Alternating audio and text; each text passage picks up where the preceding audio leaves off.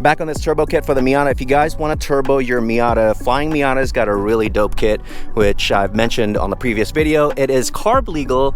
It won't look like this. The carb legal setup is a little bit more muted, and you don't have an ECU or anything like that. I'm running an MS3 Pro, but it's got like a piggyback system that is carb legal. So when you slap it on your car and you get pulled over, cops are gonna be like, well, you got an illegal turbo in there, and then you show them the carb, sticker, and be like, it's carb legal. They've tested it, and it's totally fine. So yeah, this setup though, obviously is not carb legal. You got all fancy parts on here, turbo smart actuator, polished and modified housing to make the swirly noises.